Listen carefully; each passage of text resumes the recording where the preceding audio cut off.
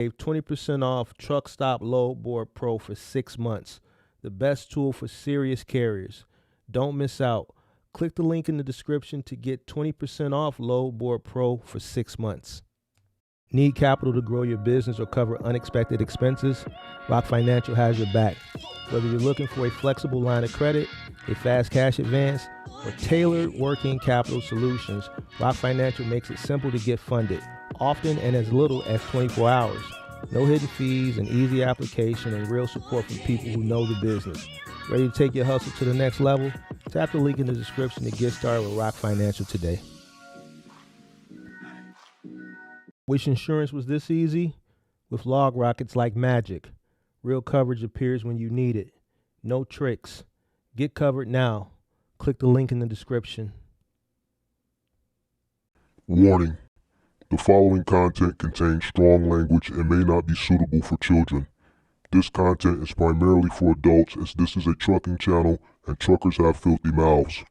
Please don't tweak if I say. Viewer discretion is advised.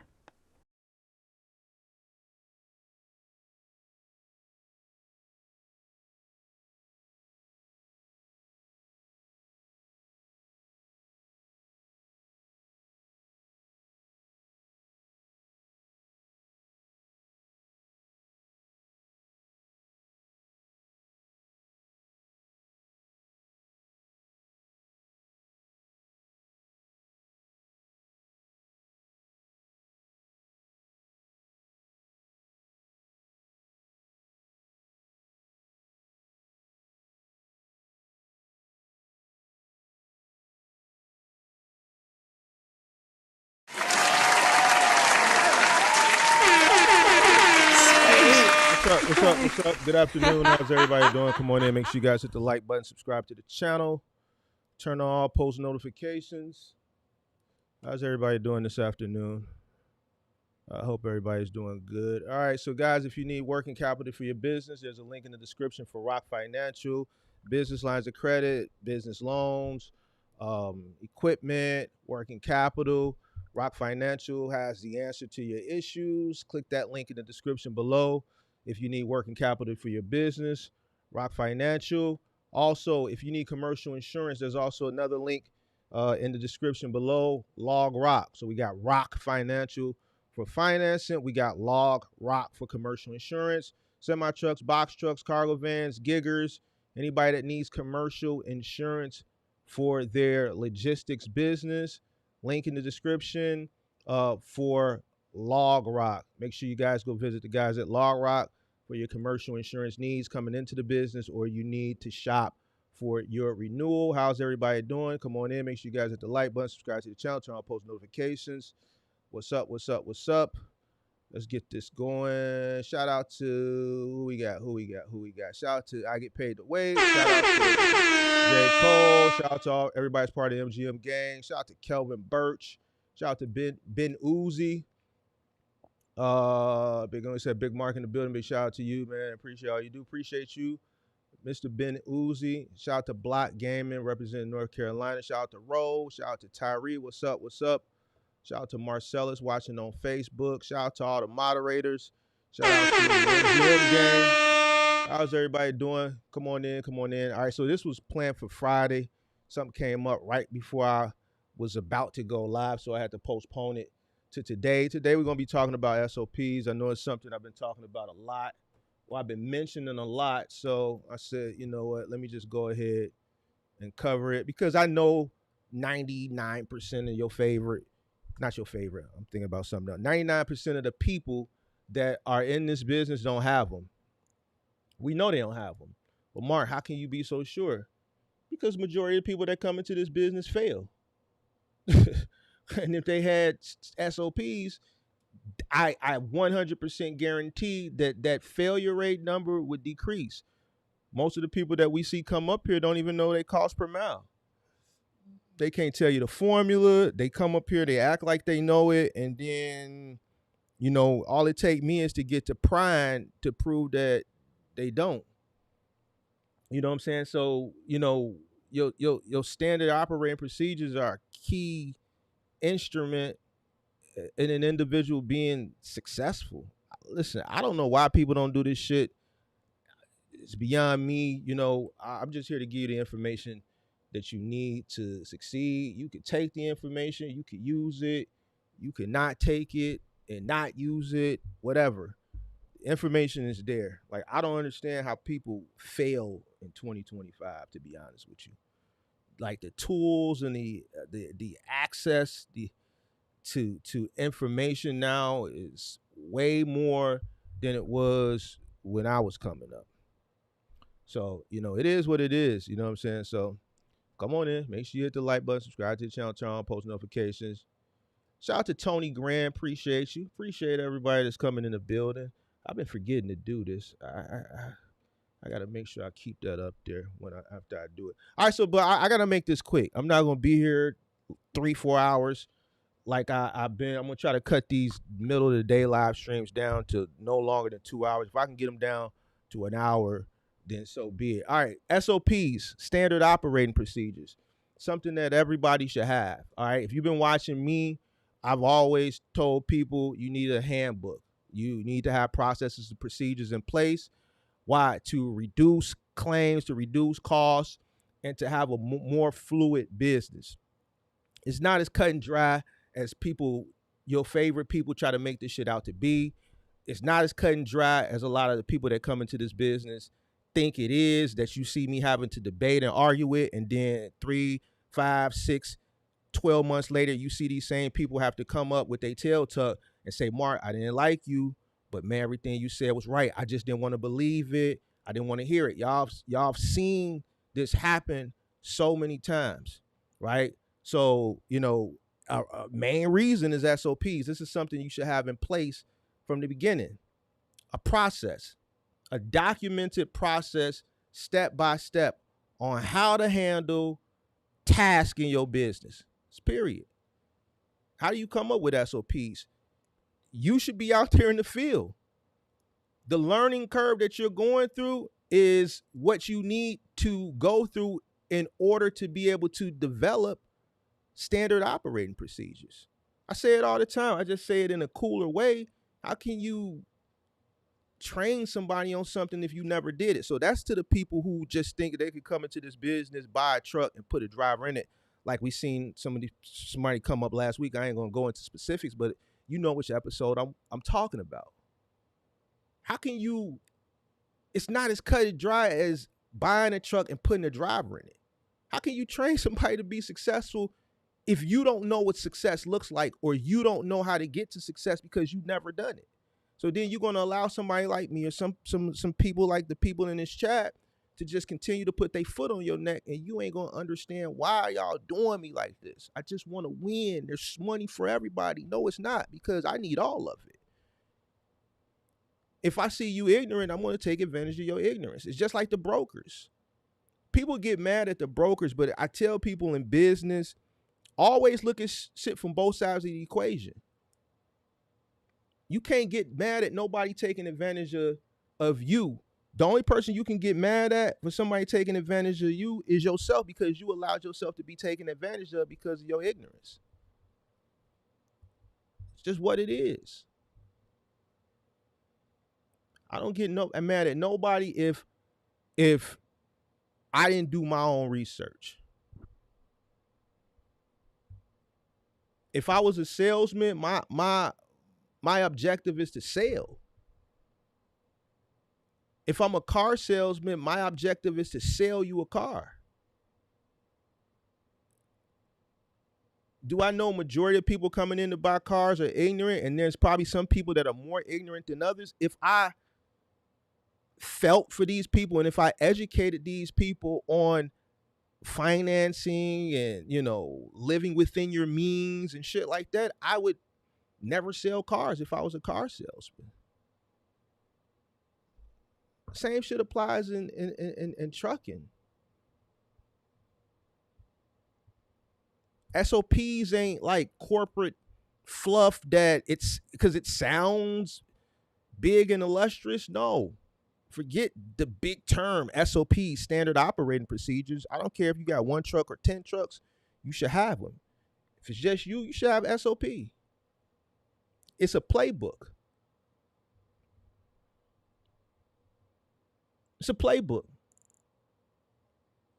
Some of the things that may be included in the SOPs, and there's a lot of things that can be included in the SOP, and it's going to vary depending on what niche you run. But let's say some basic stuff is obvious, like your pre-trip, how you handle your, signatures, how you submit invoices, uh, routing, as far as even like assigning routes to drivers.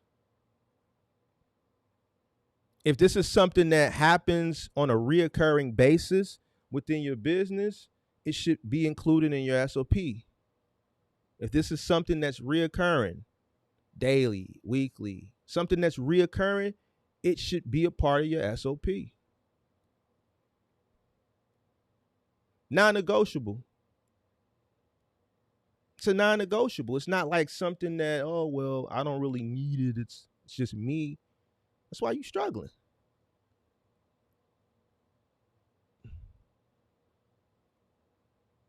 Where is your processes and procedures? You have no plan. It's just what it is. It's something that you have to do consistently. Consistency builds trust. You have SOPs. Customers know what to expect from an individual every single time. What do we see? A lot of people willy-nilly. What was that, a week, 2 weeks ago? I told a guy, I said, man, you just willy-nillying it out. He said, yeah, Mark, I'm just willy-nillying it. 6 years, and you still willy-nilly with it. The guy who 6 years and only been able to keep a driver no more than 30 days. Why? Listen, people aren't stupid. You got people ain't all that bright nowadays, but they, you know what I'm saying? People can tell when they working for somebody who just ain't got their shit together. They see you all over the place. What makes you think a person going to work for you for a long period of time if you don't have systems in place? You don't want to run like a delivery. If you want to run your delivery business like a guy who has a standard of like an Amazon or a UPS or a FedEx, not like a guy who's hustling off of Craigslist.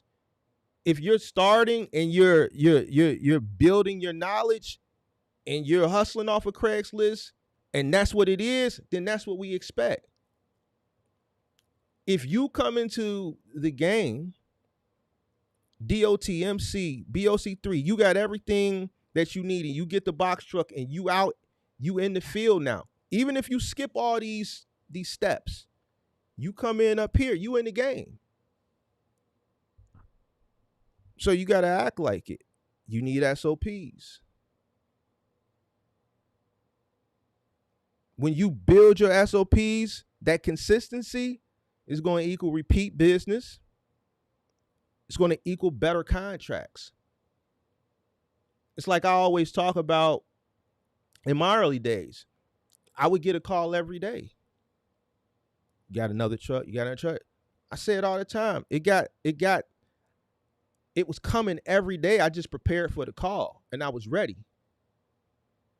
I would have a guy in a truck on standby. So if they're calling me every day and I'm able to oblige this 3PL every day, it makes them want to continue to call me every day. Why? Because they know Mark can bail them out. I got a system in place. I'm reading the room. Y'all calling me every day. I might as well just have a guy scheduled in a truck ready to get the call because I know it's going to come regardless.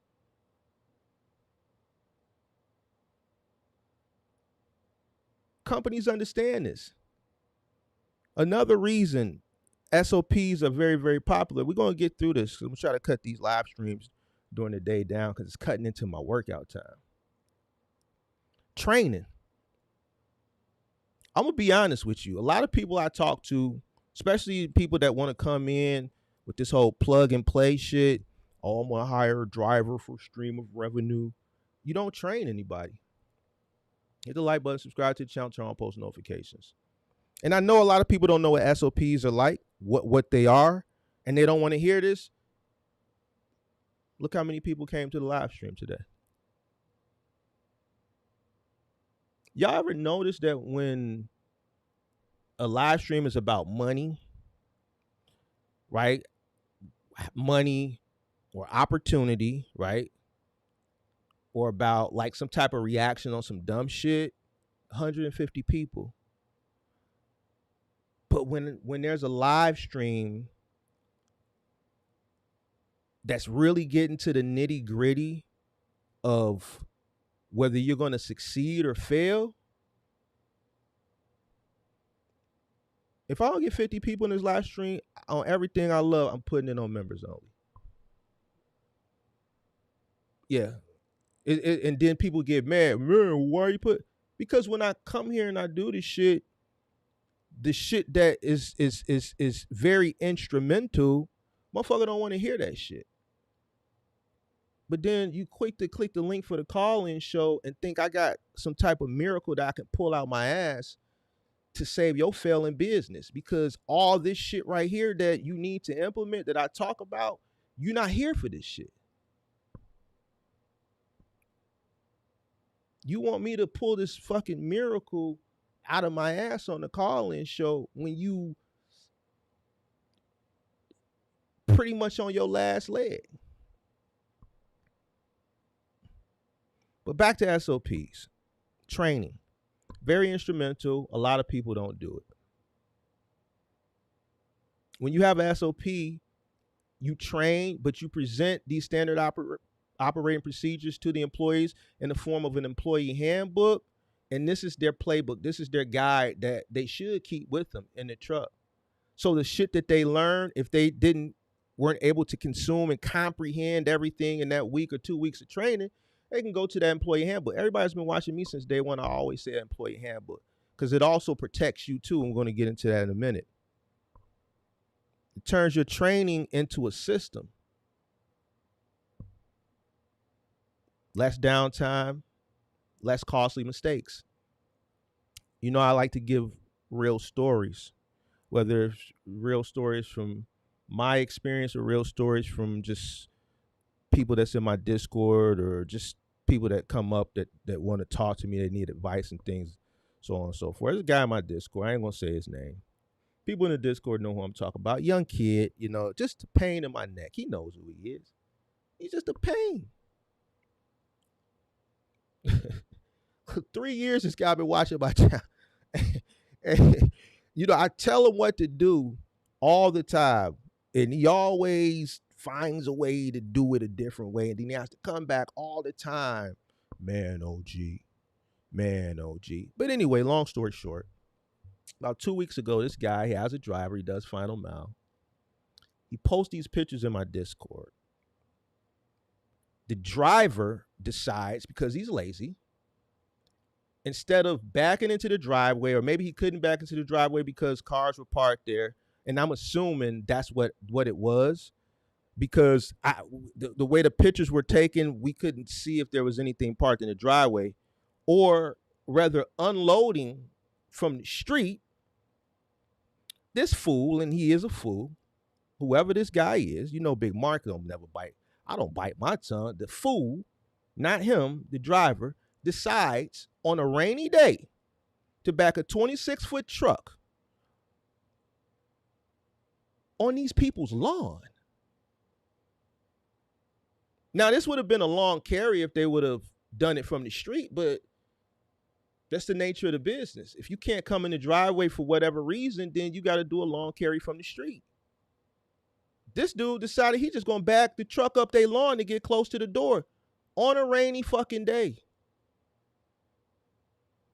So now you got this 26-foot truck on this wet, soggy grass. What you think happened to that lawn? So the pictures get uploaded in the Discord, and, you know, it's a lot of vets in the Discord, and people just shaking their head. Before I could respond, and I saw it, a lot of this shit I don't respond to, depending on who it is, I just shake my head because But some of the vets, I think Cole was in there. I think 608, some other people. Like, man, did you train? Nope.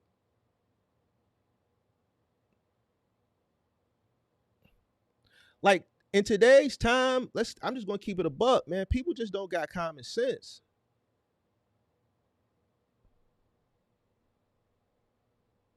Back in the day, you could do SOPs and you probably could exclude some things like this because it's common sense. But in today's society, you have to include things like this.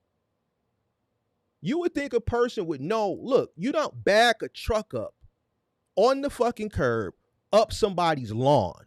There's a driveway right here. It's paved. If you can't hit the driveway, then you got to carry the street. Well, the street was narrow. When I looked at the picture, cars could get by. You've heard me talk about deliveries in my day in a busy city like Chicago. That was a subdivision in the suburbs somewhere down in Florida. You've heard me say that I've done jobs where it was nowhere to park, and if it was a quick delivery, not on the moving side, a quick delivery, what did I say I've done and what I've trained people to do? Block the street. Fuck it. We ain't got nowhere to go. Yeah, people, what I would say, people gonna blow. They're gonna be upset. They're gonna give you the finger, but that's just what it is. I'm gonna block the street, get the finger, get all the types of you motherfucker, and da. I can take that, but what I'm not going to do is to pull a truck off the street, up somebody's lawn, on a rainy day where the sod of the grass is soggy, because now after that truck sits there, now you got to drive back onto the street, and you don't have any traction.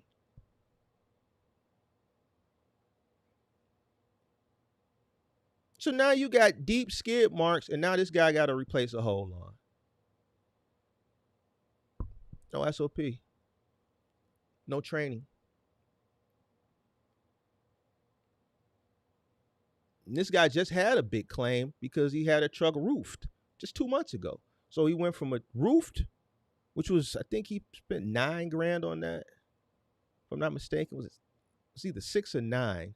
And now he got to replace this side. A whole lawn. And he admitted he didn't train for this.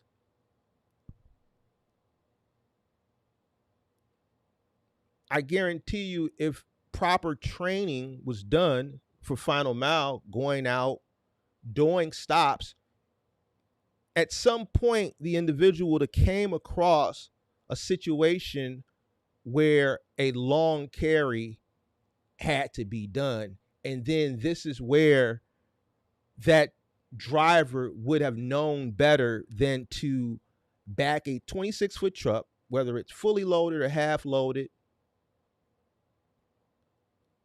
onto somebody's grass. Listen, people don't even want you walking on their grass. You got people that have signs that say, stay off the lawn. They don't want your feet on their lawn. What makes you think they want a 26-footer?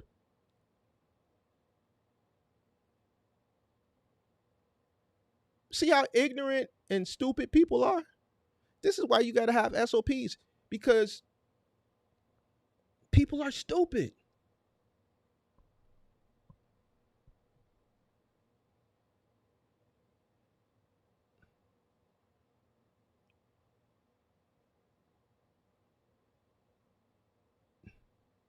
Now that's a week, probably a couple $1,000s down the drain. Because this motherfucker was lazy and wasn't trained correctly. SOPs protect you legally and financially. And this is a great example of how. If he doesn't cover the cost of that lawn, 9 times out of 10, they're going to come after him. Why? Because they're going to go after the retailer, the retailer is going to go after the 3PL, and the 3PL is going to lean on them. It's not going to get to a legal aspect. Why? Because the 3PL is holding the settlement. The proof is in the pudding. The evidence is there. So that money is coming. Either you're going to handle it with the customer directly, or the 3PL going to take the money from you.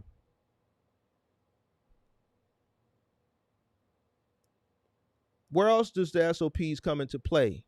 As far as from an employee handbook perspective, Big Mark not paying for that shit. Why? Because you would have been trained on one of my trucks than to do that dumbass shit. I'm not finna pay for that dumbass shit. So now this is where the SOPs and the handbook are going to protect me when I take your money. Because when they take my money, I'm going to take it from you. And when you got hired, you signed off.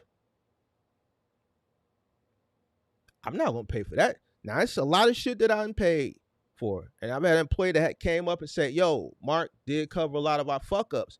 But like dumbass fuck ups, shit like that, I'm not paying for that.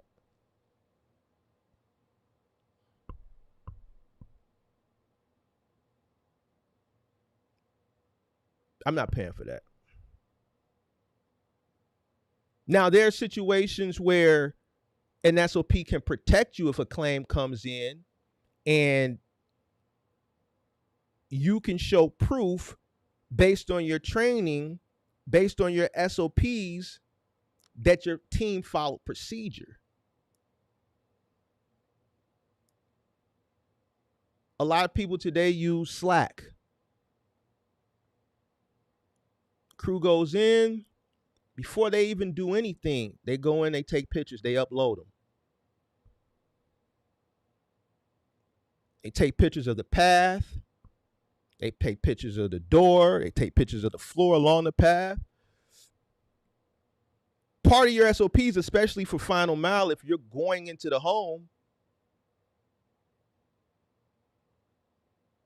you should do a walkthrough. A walkthrough, and this is a free one I'm giving you, should be a part of your SOPs. If you're walking into people's homes and you're not doing a walkthrough, you're crazy.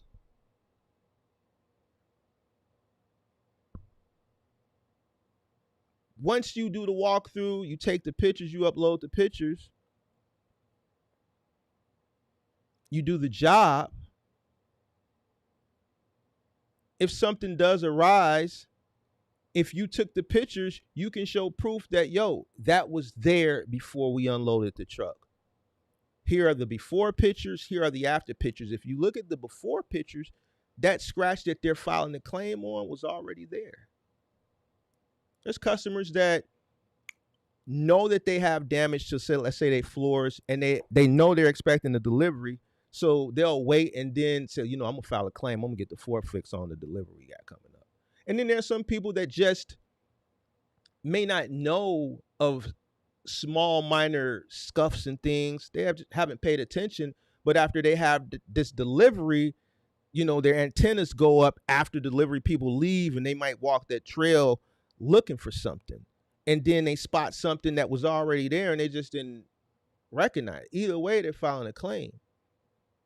But if you got a standard operating procedure, your team should be doing a walkthrough and they should be taking pictures before and after. And this is what protects you.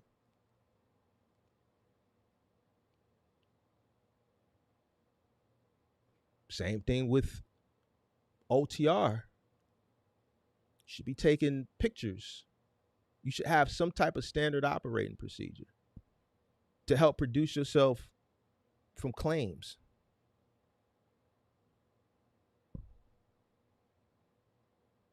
A lot of people want to scale their business. Make sure you come on in, hit the like button, subscribe to the channel, turn on post notifications.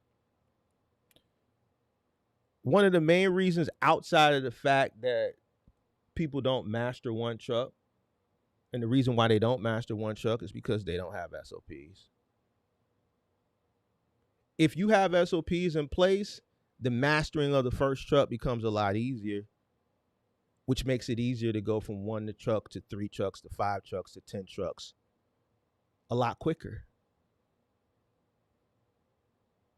You know why? One of the main reasons is obviously the discipline, but another reason is reduced loss. And reduced loss equals, more time. You're not spending time trying to figure out and fix all the mistakes. The reason why there's so many mistakes is because you don't have these standard operating procedures in place to begin with, which training falls under it, right? So you can't master the first truck because you're constantly having to fix mistakes.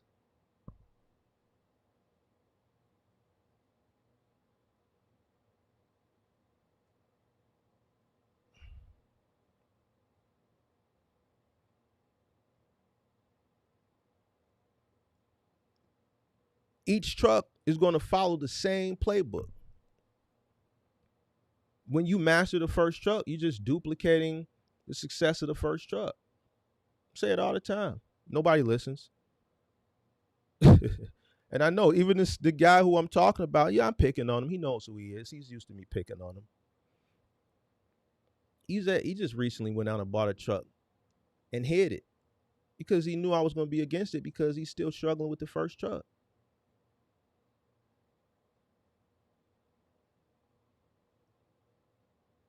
He still owes over $40,000 for the first truck. Goes and finances another one. I don't understand it. I really don't understand it. You would think, when people have to come to Big Mark with their tail tucked a couple times already, they would just listen. But people gonna do what they're gonna do.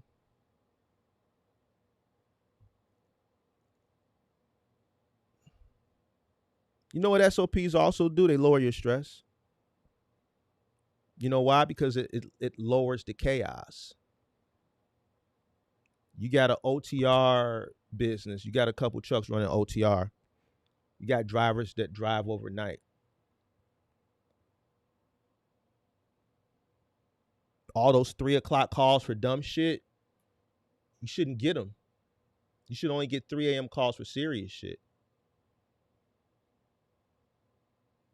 Why? Because you have SOPs in place that if a driver or an issue does come about at 3 a.m., you have an SOP for dumb shit. Dumb shit I consider like something that is a just a common occurrence that happens, that there's an SOP to solve that issue without having to make contact. It makes the operation predictable, and predictable means profitable. Like, don't call me at 3 a.m. because you got a flat tire. Send a text. There's a situation. We went through it. We have roadside. Call the roadside number. Let me know, obviously, but call roadside. Because the only thing I'm going to tell you to do is go in the folder and get the roadside number.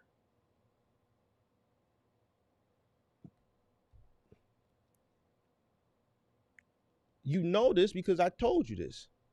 That's why there's a binder there for things like this.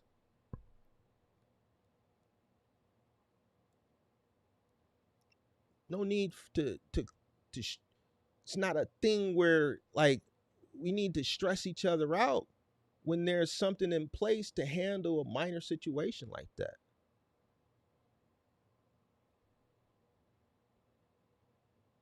Or call in, let's say I give a final mile example, call in midday when a customer refuses a delivery. There's a refuse delivery procedure in the handbook, in the playbook. You don't have to call for that. This is a it's not as common, but this is something that happens. People refuse deliveries all the time. Slowed it back up.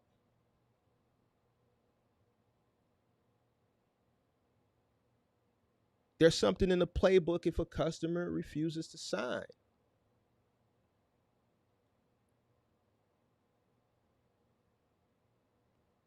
All this should be part of the SOPs.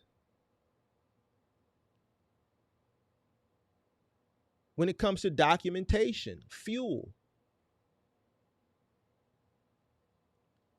getting receipts, your driver's getting receipts and just throwing them in the cup holder. This is not 2012. This is not 2013. This is not 2014.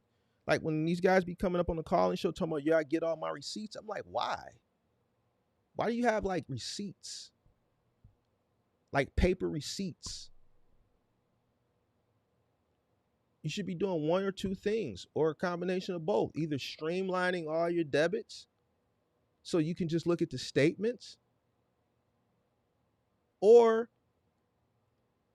having a system, right, where everything is uploaded online.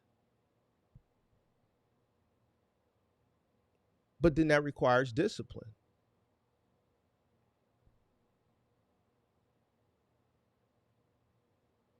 Keeping receipts today is like a bookkeeping nightmare, especially when you got drivers, because I can't, with all the technology that's out here, I need these receipts in real time.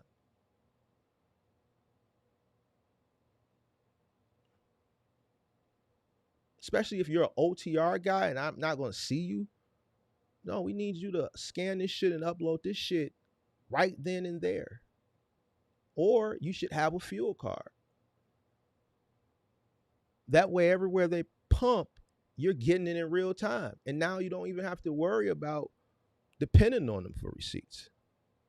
Believe it or not, there's guys that are sending people over the road, and they have to call these guys when they need the fuel and wait for these guys to cash app them and all this goofy shit. No.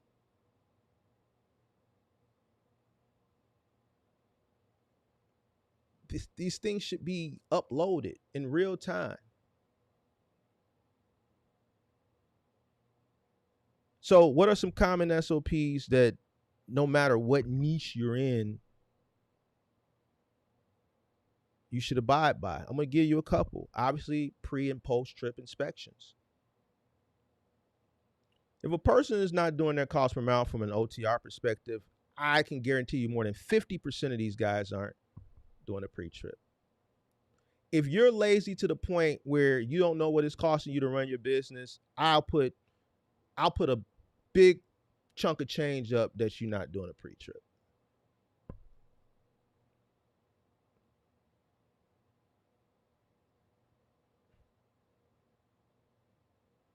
Loading and unloading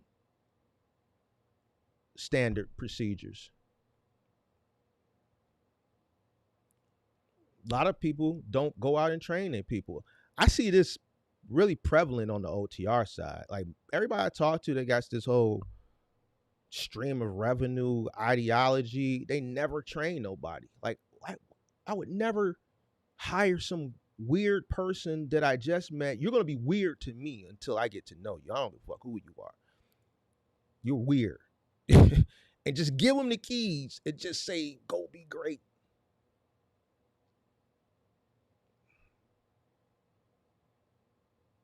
Like I'm in business to make money, not lose money. So in order for me to continue to make money, I need to train you to my standards. Then you get upset when somebody loads the truck wrong, and then the freight gets damaged in transport. Why? Because you didn't train them on how to secure the load. Happens. I've seen it happen. I've gotten plenty of pictures.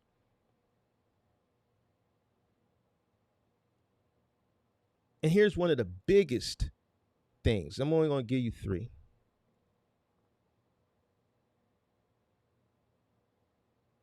Paperwork. PODs. Like you get paid, and this is across the landscape. PODs. Like you should have a standard operating procedure on how you go about paperwork and proof of delivery.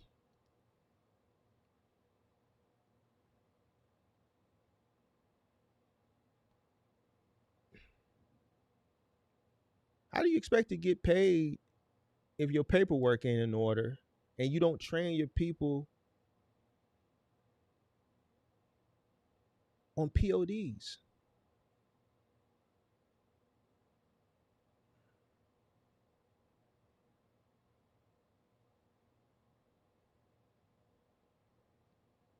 I'll give you one more.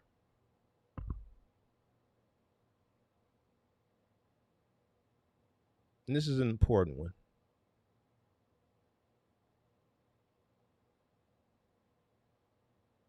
Customer service protocols.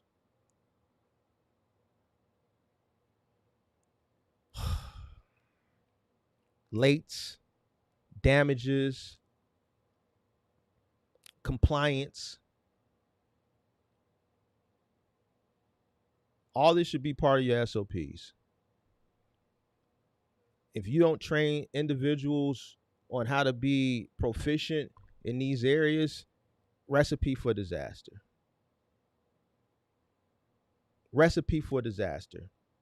Now, these SOPs do take time to build, and I think you should build them while you're out there going through the learning curve, because this is the time period that allows you on the information you need to include in your SOPs for your business. Everybody's SOPs are going to be different. There's a lot of standard things that go into everybody's SOPs, but depending on what niche you are in, there's going to be some things that are going to differ from other niches, and there may be some things that differ from other people's businesses for a variety of reasons, right? So there's a level of discipline that you have to have in order to be able to build them.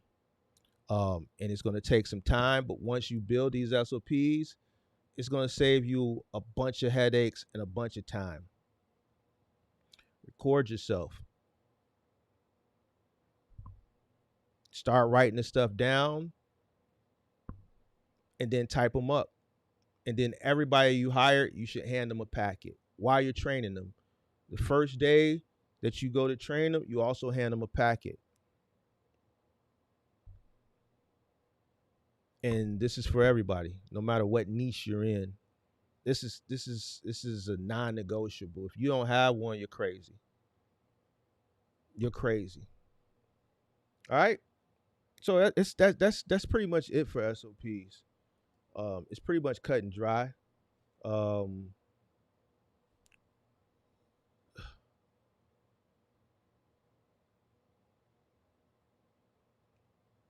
I've been in line to pay behind old boy calling to get funds approved for him to get diesel. Very frustrating. I've been in line to pay behind old boy.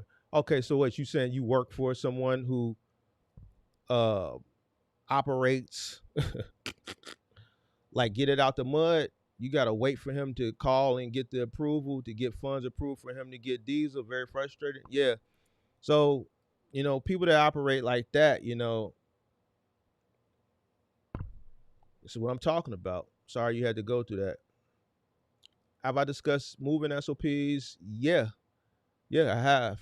And I got an actual list in the Discord for moving SOPs. Oh, you said the guy ahead of you in line. Oh, okay. So the guy ahead of you in line was get it out the mud. Uh Sean says our processes allow us to hire and scale. You need them, period. Yeah. No matter if you got one truck or 100 truck, you need them. Um uh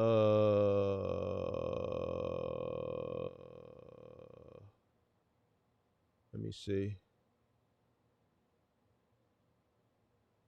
You said unfortunately a lot of businesses will hire people without training. I think uh small ignorant business owners will hire people without training. You go to corporate businesses, like your Walmarts, your Targets, your Amazons. I'm talking about Amazon, like it's working in like the fulfillment centers and shit like that. They're gonna train you. It's small business owners that lack, you know, reason the understanding that training is very instrumental on the success of their business. Um, Legacy SOPs are fire. I agree. Let me see.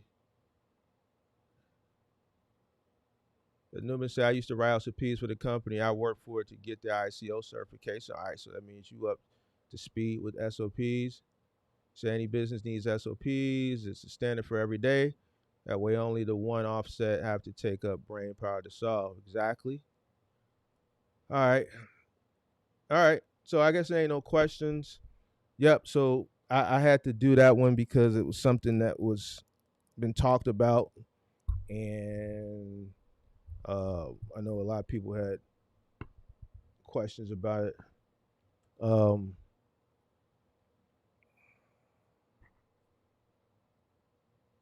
Mark, what do you think about a company that has a limited training program and then puts you in the line of fire to see if you grasp the knowledge? Is this a big company or a small company? I would assume it's a smaller company. Has limited training program and then puts you in the line of fire to see if you have grasped the knowledge. Every company has a different way they train. I think in my opinion, depending on the perplexity of whatever it is you're doing, obviously something that is more difficult, more dangerous to do should come with more intense training, right? The type of training that you get to stock shelves is going to be different than the level of training you're going to have to go through to be a police officer. You see what I'm saying? So I think, depending on what it is that you're going into, um, and how difficult it may be or how less difficult it may be, that's how a person would be trained. So obviously something that's way more difficult, let's get away from police. Let's say something that in construction where you're dealing with heavy machinery, heavy equipment. You know what I'm saying? Where you may have to be working on skyscrapers and you have to have harnesses and things like that. More intense training. I think, if it's something that's not as difficult, let's say like stocking shelves, then yeah, I mean, training is not going to be a couple days, if that. Police training, 6 months, right? It's difficult. Your life is being risked. You at risk of taking somebody else's life. So this is way more intense training. So it all depends. Now, if you're going, let's say, to be a police officer, something where you should have intense training, and that training isn't adequate, and they throw you into the line of fire prematurely, yeah, there's an issue with that. There's an issue with that. If you're doing something, let's say, like in construction, and you're working on skyscrapers, and you haven't had adequate training because it's very dangerous, right? Harnesses and shit like that, OSHA standards and things of that nature. You haven't had adequate training, definitely an issue with that. So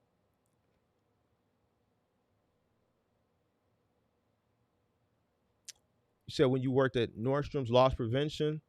So being in retail before, loss prevention is very, very, very, very it's touchy, right? Because you have to know how to watch somebody without being obvious, because you don't want to catch a lawsuit for like stereotyping and shit like that. So it's one of those industries where you need um extensive training. I can give you an example of that. Uh, Being, coming from retail for many, many years, I understand LP. I understand loss prevention. And I remember I used to go to Macy's a lot to like get underwear and shit like that. Um, I would go to this Macy's here in the Water Tower, and LP used to watch me for some reason. And you know, I come in this Macy's all the time. May not come as frequent to the point where they can remember me, but I come in here often. You know what I'm saying? And how do I know it's LP? Because I understand the mannerisms and I remember faces. I see the same, excuse my language, the same, she's a stud woman. She would always come and act like she's shopping around me. And there was this other guy who I would always see one or two of them, or they would both just happen to come browse. So I'm like, it's just the probability of these two individuals, one or the other, or both of them at the same time, are shopping. Whenever I come, they're here shopping too, and they happen to just mysteriously just be shopping a rack or two over from me, and I might come in here once or twice a month, you know, but they happen to be here when I'm here. I already know they're loss prevention.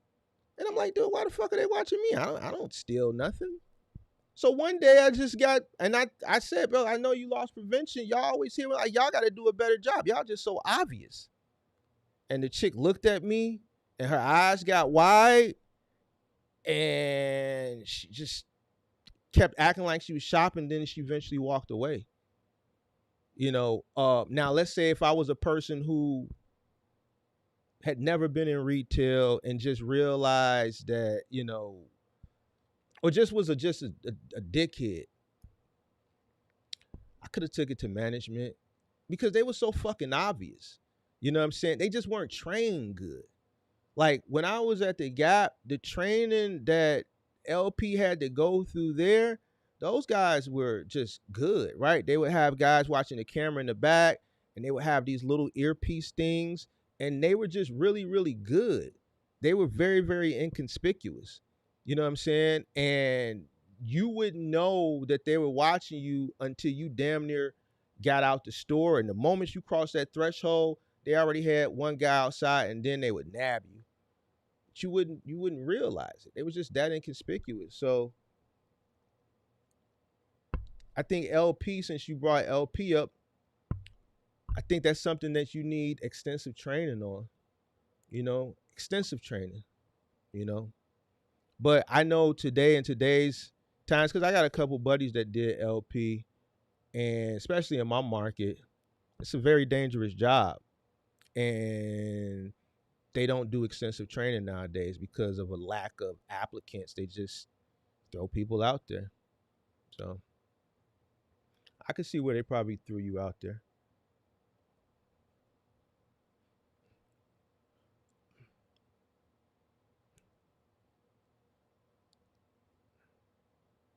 Um, Appreciate that super chat. Is it possible for a woman who doesn't want to drive to get into the box?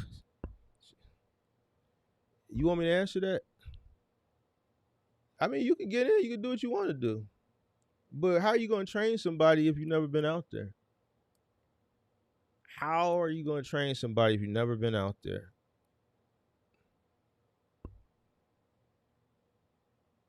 How you going to know if they finessing you? If you went and got a box truck, and let's say you hired me, and I know more about this industry than you, and I was just a bad person, I could finesse you and you would never know it. Because I know more about the business than you. And by the time you realize it, it's too late.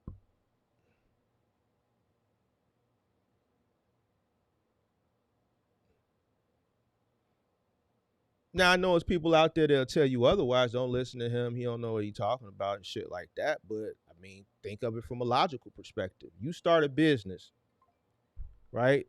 And you put somebody in there, who gonna train them?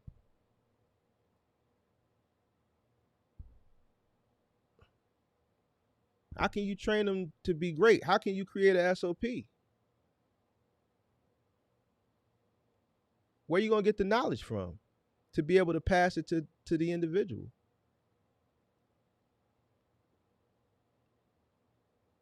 What did I say the other day when I talked about the mindset of an owner operator versus a final mile, or independent contractor versus a master contractor? You got one truck. Legacy Mindset said it best, and I was going to get that example. If you got money to start a franchise, you can apply. McDonald's. It's up to McDonald's if they won't even let you into the franchise program. And if you get accepted to the franchise program, you got to come to Chicago and you got to go to Hamburger University. You have to fly to Chicago on your dime and you have to go through Hamburger University. Why? Because there's a system in place for success.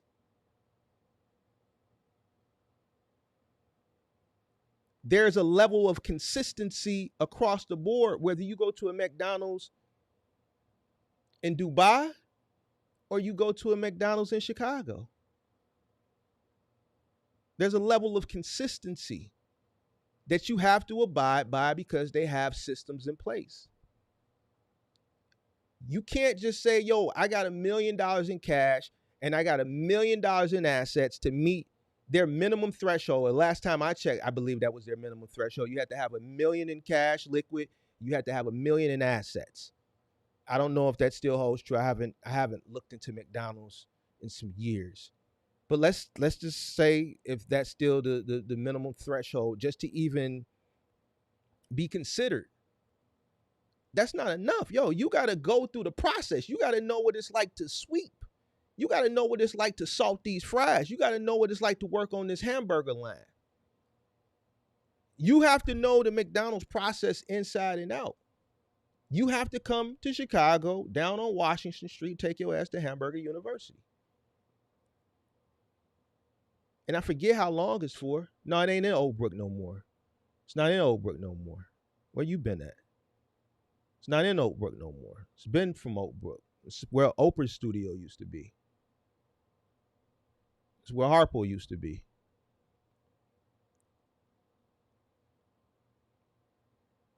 Right there on Morgan. Is it Morgan or Sangamon? I think it's Morgan off of Randolph.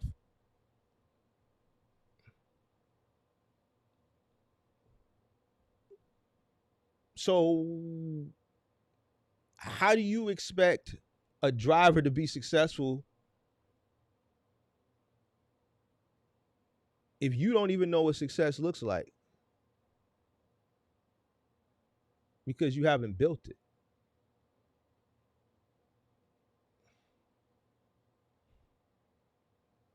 Just because you got the money to do your own franchise, nah.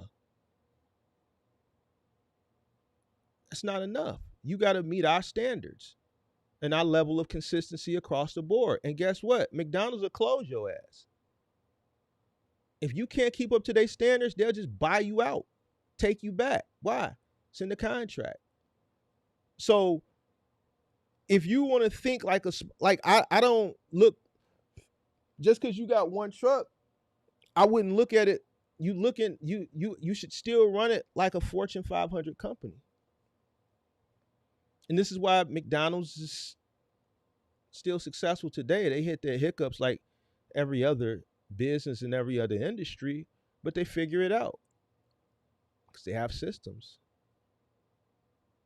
So, woman or not, I'm always be consistent in my answer. I think it's going to be difficult. And I think when people do this, because it happens all the time, you wouldn't be the first, it contributes to the high failure rate. And that's what people seem to ignore. They seem to ignore that the failure rate and the success rate, the gap is like that. It's out of frame. I'm talking about 90, 95 to 5 or 10. And that's one of the reasons why. I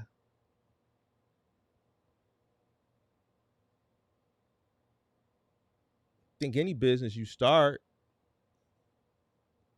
you should understand it. The only way you can start a business without a full understanding of the operation of the business is to hire somebody who does. But guess what? That comes with a large salary. If you came to me and said, look, like you just did, you want to start a truck, but you don't want to drive it. You just want to put a driver in it. That means somebody got to understand the business in order to grow the business. So if you don't want to do it, then you got to pay somebody to do it. What do you think I would charge you to do that for you? You quiet now because I gave you the answer that you weren't expecting to hear. What do you think I would charge you to do that.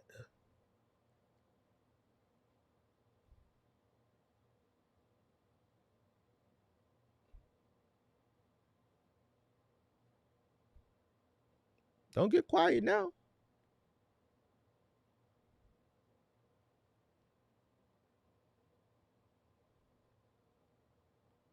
Okay. Well, definitely be six figures. You know why? Because I'm doing everything. You're not doing nothing. And then I have to understand that eventually, once you learn it from me, you're going to displace me. So I need to make sure that I get all my money up front.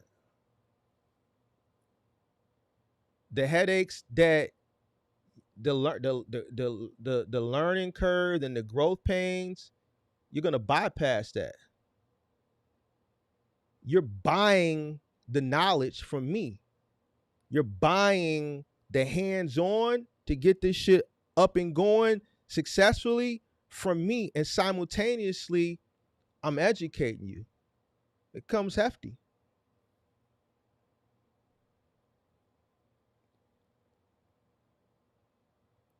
Do you think Elon Musk really knows about a lot of these different industries he's building? Yeah, he's learning. He's a genius himself. But he hires, just like Jeff Bezos and all these other people, they have the money to hire the smartest people. What is Mark doing right now? He's trying to wean people over from OpenAI. He's offering people 150, 250 million dollars sign-on bonuses to come over to Facebook. And people are talking about they want to start a fucking trucking business. When Mark is saying, look, I got 150 million for you to come over and build AI on Facebook. You can't get people fast enough. 150, 200 million. This goes back to what I was talking about last week as far as thinking outside the box. Why is he paying those exorbitant rates? Because he has to keep up with the competition. Clearly, he doesn't know this shit. So he's willing to pay a lot of money for the smart individuals that do, so he can stay in the race. It's no different from something on a smaller scale like a box truck business. If you don't have the knowledge, then you have to pay somebody that does.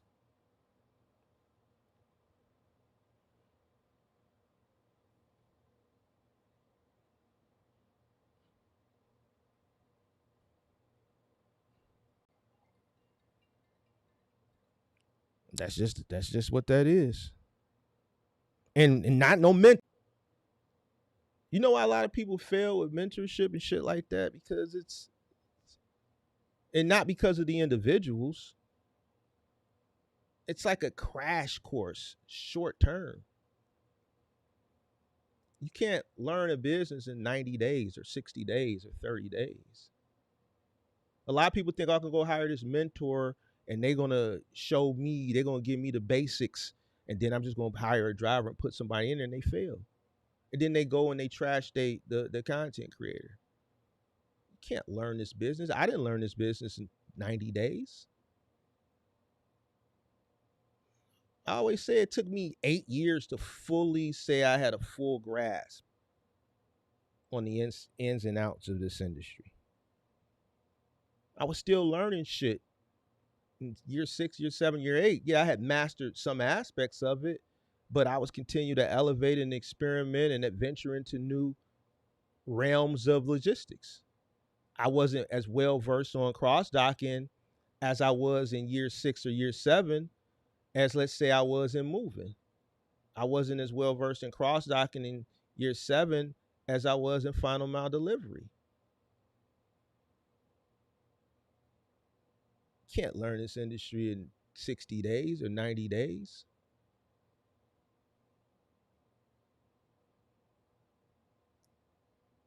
So it goes back to the independent contractor versus the master contractor mindset. You think like a small person, you're gonna get small results.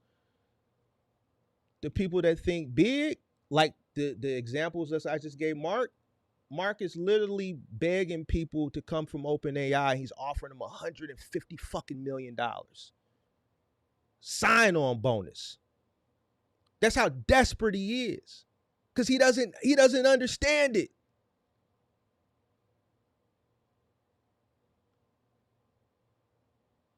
So what makes you think you can just put somebody in a fucking truck?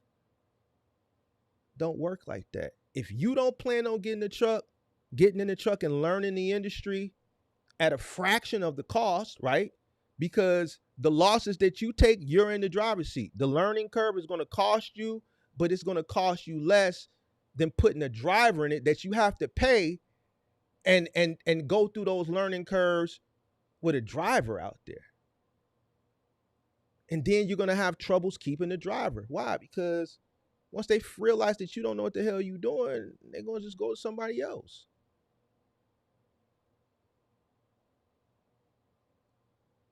Only way I see a person being successful, and this is the honest to God truth, that wants to start this business, but they don't want to get out there, you have to pay somebody that does. You got to think like a master contractor. You're going to have to pay them handsomely. It's probably going to equal out anyway. May not. But more than likely, the losses that you're going to take learning it, but not learning it from behind the wheel, shit, all that money that you lost, you might as well just pay somebody who understands it and can simultaneously build it, scale it, and grow it and teach it to you at the same time.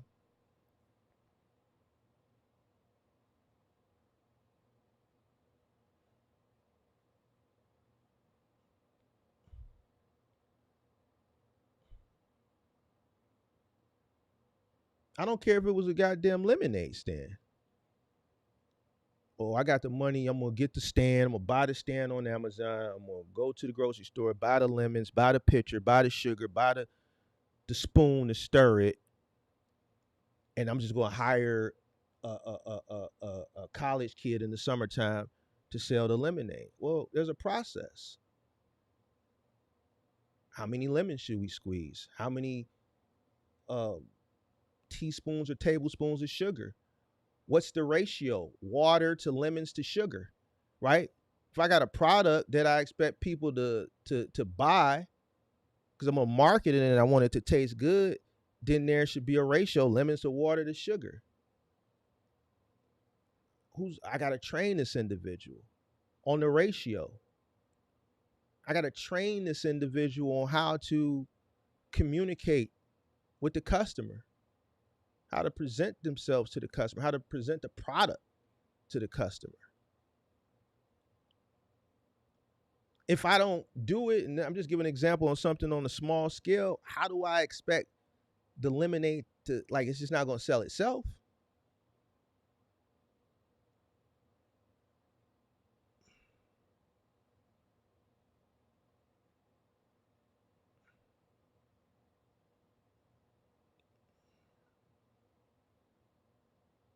You can educate yourself. You know how you educate yourself? Hands on experience. Like, trucking is like the textbook stuff of it is one thing, but there's things that the textbook stuff can't teach you from that you have to learn in the field. Well, because there's going to be scenarios that are going to play out in the field that a textbook isn't going to teach you. It's not like a other industry, let's say like coding. Coding, you can learn textbook. You can learn that sitting at a desk. You can learn that from research. You can learn that from online courses. You know, you could take coding classes with University of Phoenix online or whatever. It's not something that requires in-field training. The basic textbook stuff for trucking is how to get your DOT, your MC, shit like that. But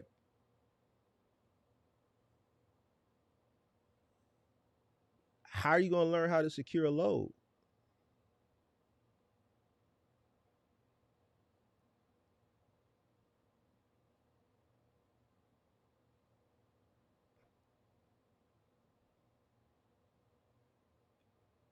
And all the other things that you learn in the field. So the best way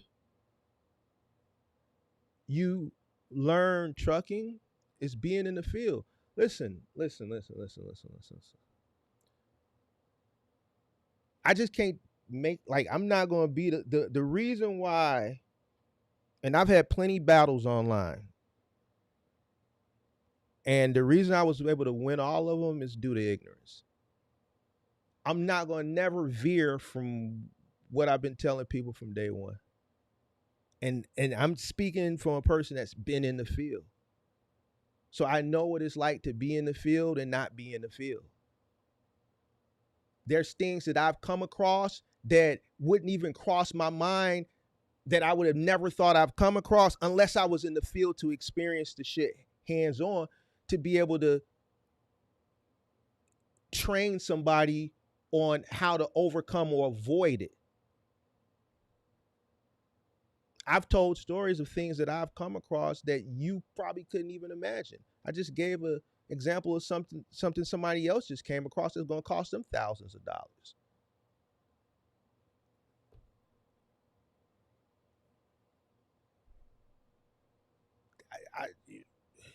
People are going to say, "Oh, no." You got to be out there. You have had to been out there and learn it for a substantial amount of time to be able to ultimately train somebody on how to be successful. If you just go get the truck and you hand somebody a key and you throw them out there, you're setting them up for failure. You're setting them up for failure.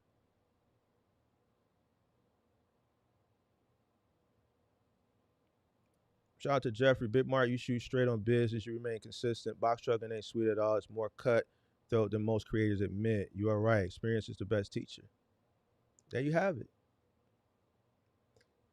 Appreciate that. Appreciate that. It's and a lot of those content creators that have, products where they make most of their money at, this is not the type of information, whether they know it or don't, that they're not going to pass off, because it would deter people from buying into whatever it is they're selling. But this is where so many people get misled. Just like the lady that came up last week with the son. She's probably watching. They setting themselves up for a world of hurt. They don't even know it yet. Especially after talking to him. His ignorance is just,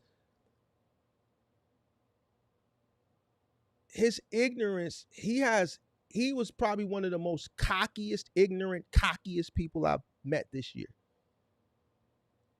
He was cocky with his ignorance. And he's going to hit a rude awakening, because he thinks it's just cut and dry as going on a load board, like he said, picking a load. She ready to go buy a truck. She don't even know how to buy a truck, because the truck that she buy, she don't even understand how she buy, what she buys is going to also contribute to whether they're going to be successful or not, as far as their cost of entry.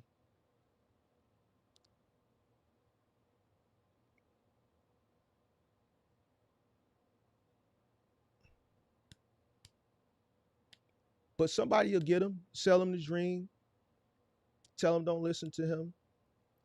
And then, just like a lot of other people, 7-8 months, they're going to have to come back with their tail tucked.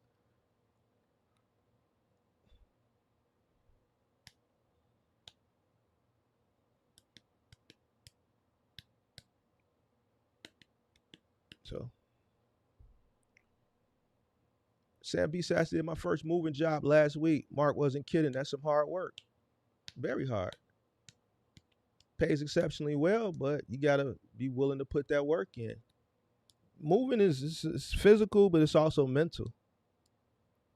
The physical thing is one thing. Once your body gets conditioned to doing it, like if you're doing it fair weather, now and down again, then yeah. But if you're doing it consistently every day, once your body gets conditioned, It just becomes a mental thing. And the hardest mental challenge is the first job of the day, pulling up to the first job. You take that deep breath and you like, here we go.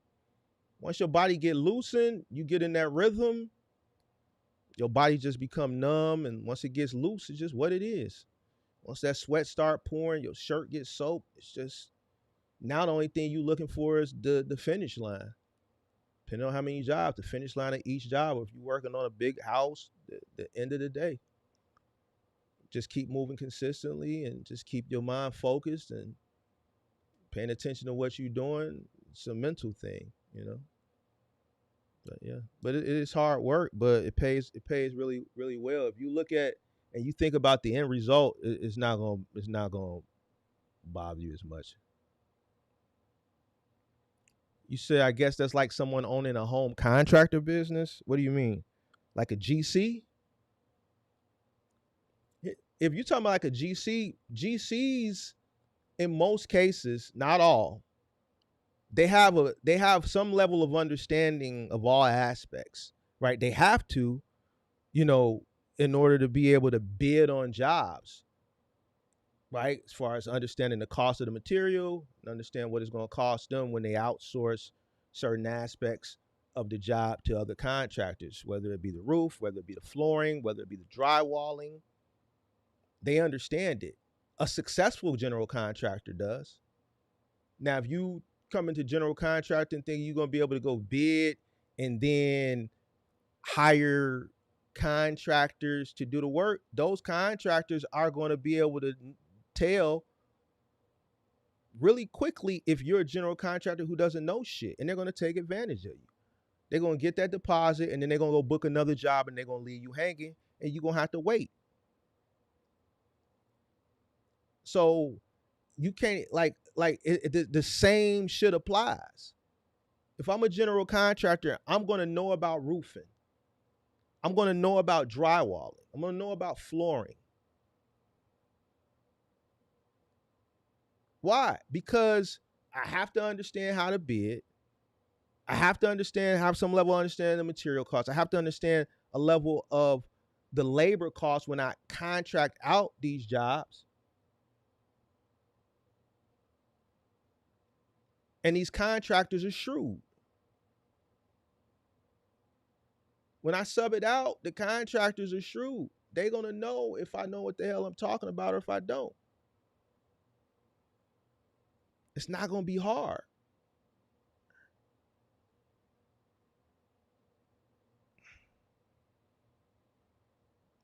Like all these people online that be saying, oh, well, just be a general contractor and just sub everything out. You charge somebody $50,000 and the material costs 20 and you can get the labor done for 20. You just make $10,000 for just doing nothing. No, it's not as cut and dry like that. Because the moment I see that you weak and you don't really know, and I'm a drywall or a flooring guy, yeah, I'm gonna charge you $5,000. I need $1,500 up front. I need $2,500 up front.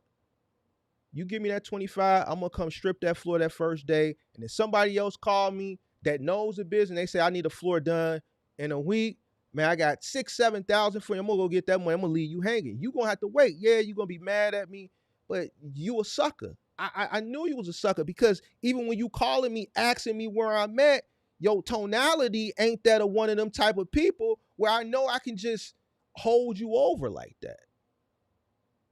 Hey, yeah, you guys didn't show up to do the floor today. That's day one. Hey, just call it. Yeah, I'm gonna get to you. I got hung up on another job. Give me another day. Oh, okay, all right. Day three. Hey, just calling. You're holding up the project. Yeah, you know what? This is taking a little bit longer. Day two. I'm looking for you, man. What? Hey, bro, you got my money. You ain't came and stripped the floor. You slowing shit up, man. Listen, what you on? I'm pulling up.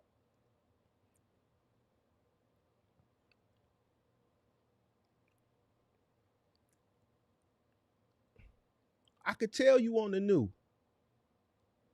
So yeah, I'm gonna take advantage of it. If I can go get another 6-7 over here and prolong you for another week and then circle back, then that's what I'm gonna do. Now I wouldn't do somebody like that you know I've had a rapport with. it's a person I know I can't pull that with. They know the game. No, I'm not going to do that. And the opportunities that they have, they got opportunities. I'm not going to do somebody like that.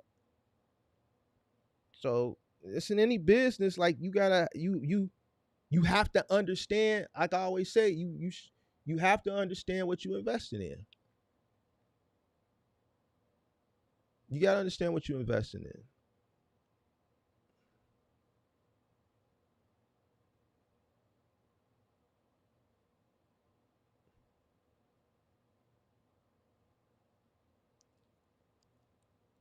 If you don't know, the people that, like Jeffrey is saying, the people that you have to deal with, they're gonna be able to tell.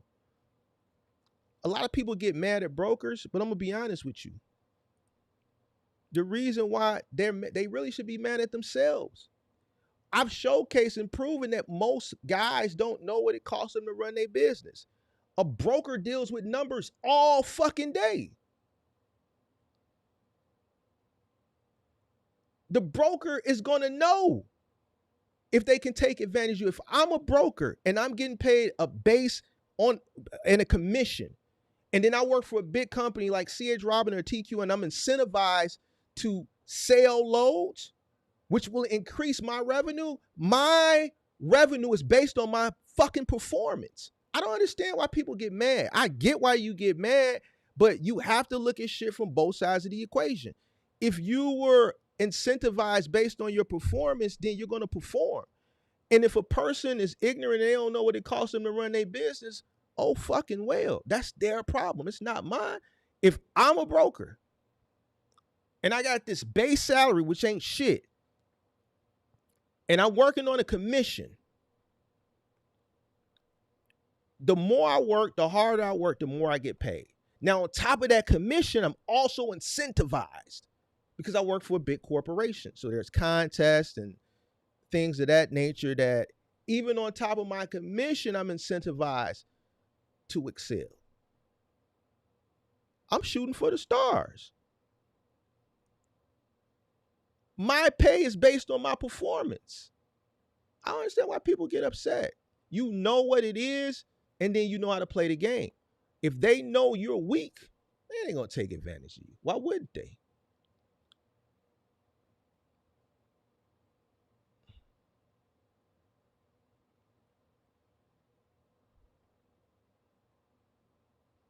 The people who get upset when I say that, I guarantee you struggling. Why? Because if you accept reality and understand how the game is played, you're gonna know how to play the game and win.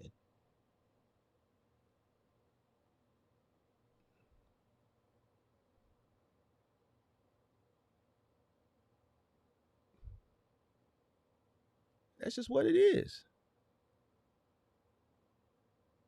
If I'm going into a 3PL and I'm running final mile, I know the retailer is taking 50% of the revenue off top.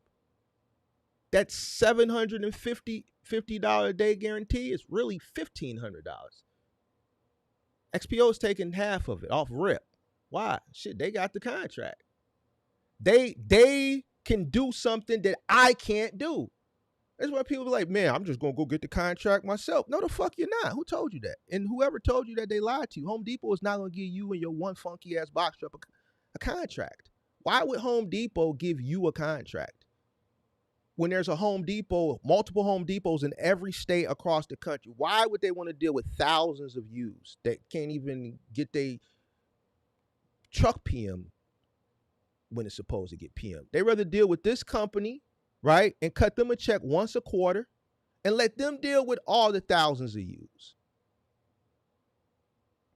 So because they can do that, because they got long pockets and they can afford to pay you weekly or bi-weekly and wait to get their money quarterly, they have the relationships, they're going to take 50%.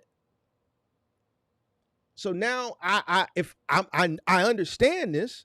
This is what I signed up for. So mentally I'm going in understanding, yo, 750 is what I'm going to average at. So I have to build my business because this is what I decided to do. Understanding I'm going to do 750 a day. So how can I enter with a cost of entry that's going to allow me to cover the cost of operation and profit to make this a viable business. That's how a business person looks into something that they're going into, not getting into it and then complain. Man, they taking 50% of the money. Man, they some crooks. You should have known that coming in. Man, they taking half, and they ain't even doing shit. They ain't even out here. I hate when people say they ain't even out here. How you gonna get mad at somebody that can get paid the same amount of you and not do the heavy lifting? That's hating. You can't do what they do.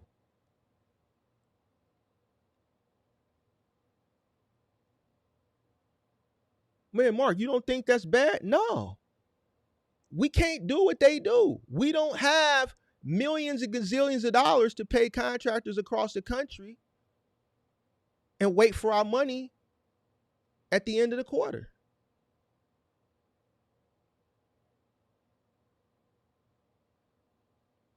We don't have the sales teams to be able to put them on an XPO private plane and fly them all across the country and all across the world to sit in these board meetings with these big companies to sell them on letting us handle their national final mile distribution. Do you got a private plane where you can send your top salespeople to Florida to go meet with this company, or to Atlanta, Georgia to go meet with Home Depot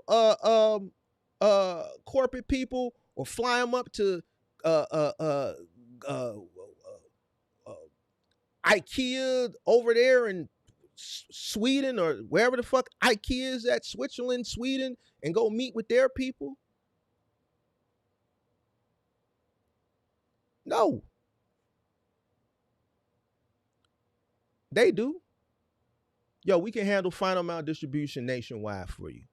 We have a system of independent contractors and our own fleet where we can guarantee 99.8% uptime and delivery. If the contractor falls, we got our own fleet that we can pick it up. This is why XPO is where they at, because they have a system that a lot of other 3PLs don't have. They got ICs and then they got their own shit. You can't sell them like that. You got one truck. Fuck that, we're gonna do with you in one truck. We got Home Depots all across the goddamn globe. Why would we want to cut you a check every week? We ain't got time for that shit. Every time somebody come to me and they say, yeah, man, this other content creator said I could just go to Home Depot and ask the manager if they need solutions for their deliveries. I just be like, bro, who told you that shit? So you mean I can't do that? No, you can't do that. Why would they want to deal with you? Then I'm a hater for telling you the truth.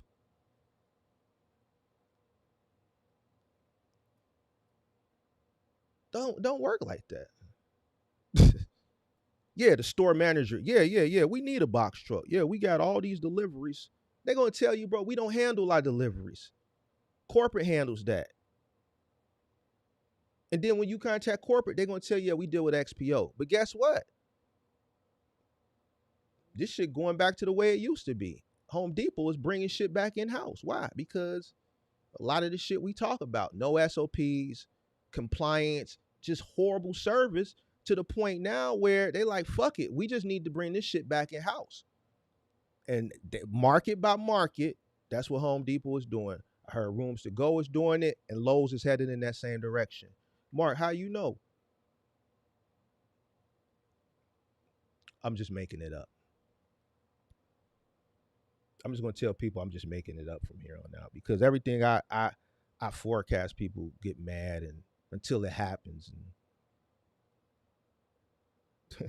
the proof is in the pudding. Home Depot is already doing it. Not every market, but there's markets that they've done it in. I think Rooms to Go is doing it. Lowe's is heading in that direction. If Lowe's is renting trucks for their contractors, hey, don't got a truck, but want to do final mile delivery? Yeah, form a business. We'll rent you our truck, right? That's a sign that, guess what? Not enough people are applying to do it anymore. But guess what? We're still selling washers and dryers. So now we have to alleviate the cost of new entrants by acquiring a truck and just selling them on the idea of running their own business. Get your LLC, get your EIN, We'll rent you the truck. We'll take the insurance out. But guess what? People still aren't doing a good job.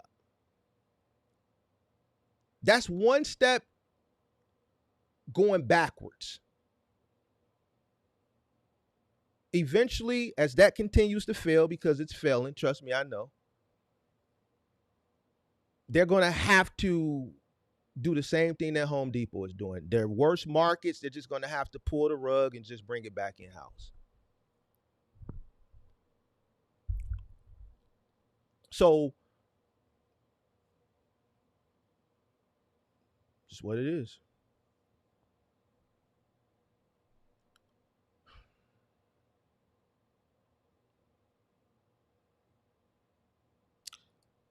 Gerald often says if you take advantage of people in general, it's not good, especially if you run into right people, they will unalive you. Be careful. I disagree.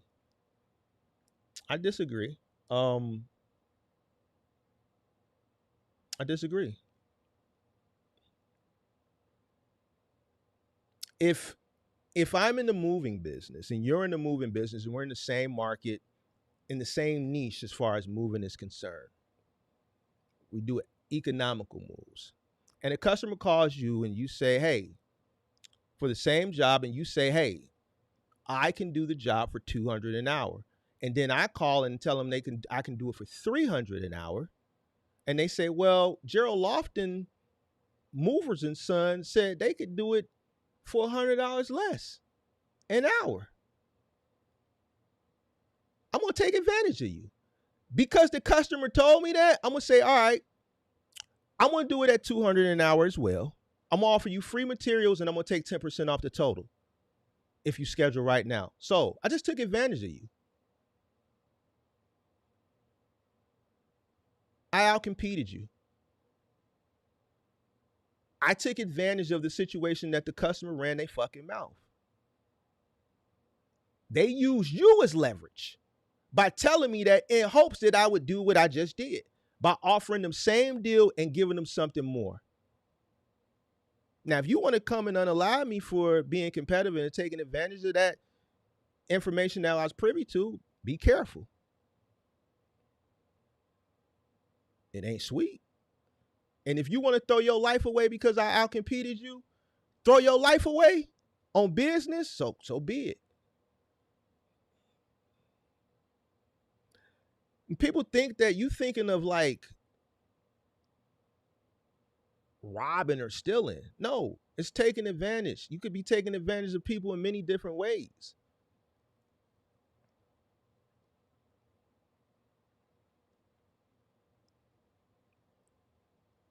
I use the words for what it is. If you decide to be a car salesman, like you have to have some form of lack of moral compass, or you'd never sell no fucking cars. You just wouldn't. Listen. All the soft, like all that shit. We not.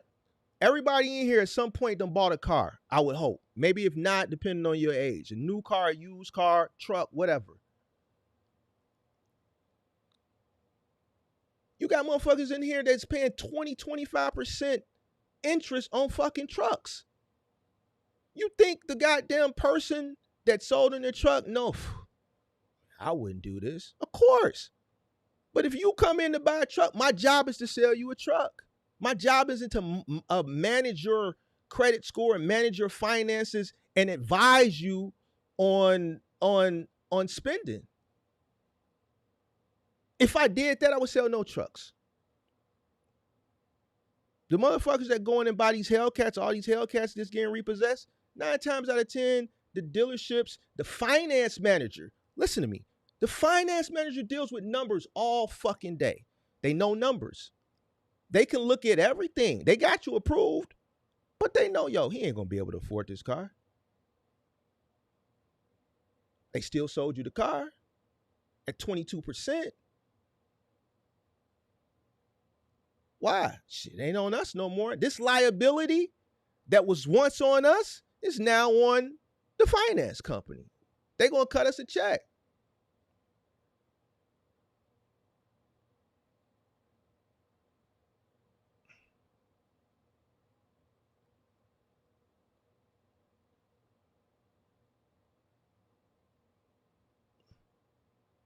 So you could look at it as taking advantage. You could look at it as competitive. I don't know, but to me, it's one and the same. Same thing in the stock market. I disagree with you, and I know you watch the channel, and I totally disagree with you. Investing, buy and sell. If you decide to buy because there's a trend and all your favorite people is saying now is a great time to buy, and I sell to you when it tanks, and I know it's going to tank, you a sucker. Like, why would I want to hold on to this asset that I know is about to tank, and I got in early? Key is to buy low and sell high. Yeah, I'm taking advantage of your ignorance. Like, the only way I'm going to get ahead is by selling. I know it's about to fall. I'm not going to tell you that shit because I wanted to get this shit off my hand. I've been holding on to this shit for 3 fucking years.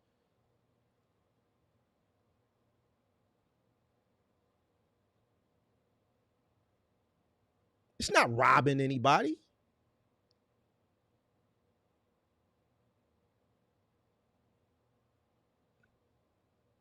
It's not robbing anybody.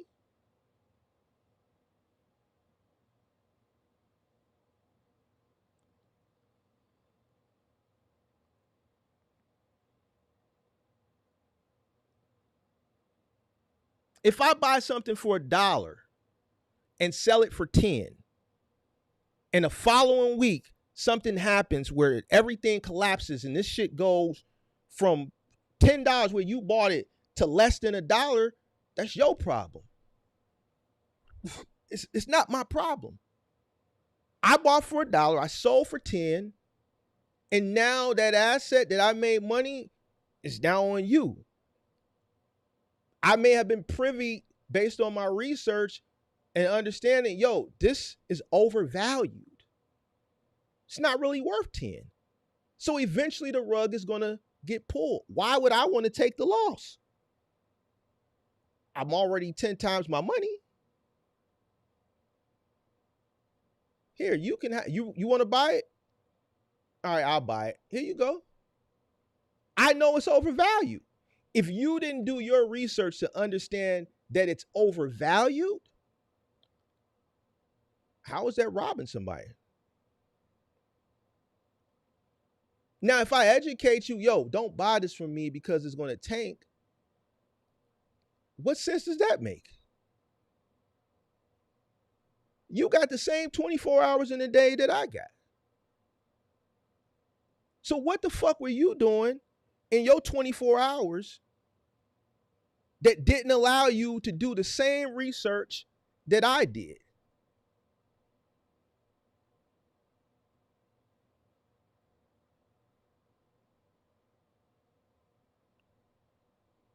So you know what I tell people?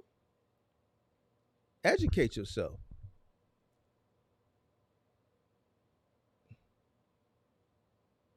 It's no, how you gonna make money if you I don't understand. If we're competing for one customer, then I have to outcompete you. I'm not gonna just say, no, give it to Gerald Lofton. Hey, Gerald Lofton said he could beat you by $100 an hour. Yeah, go to Gerald Lofton.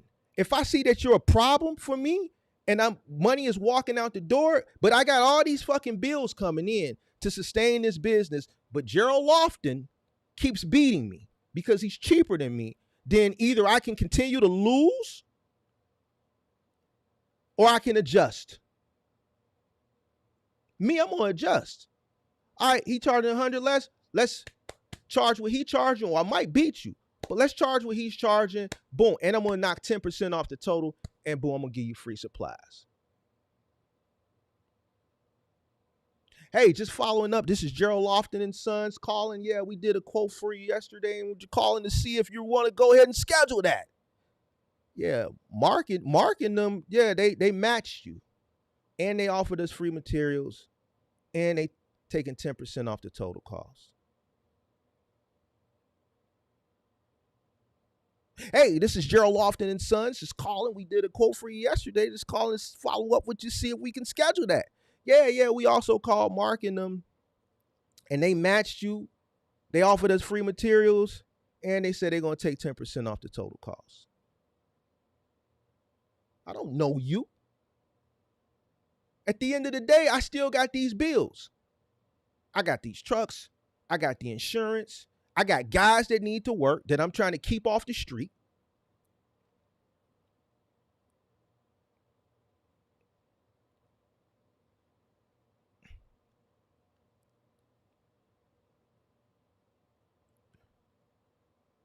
I got all the other bills associated with running this business. And Gerald Lofton keeps beating me, and I provide value too. So your value and my value are the same. What's going to differentiate, what's going to determine if a customer, this one customer, decides to go with Gerald Lofton or Mark? It's cost.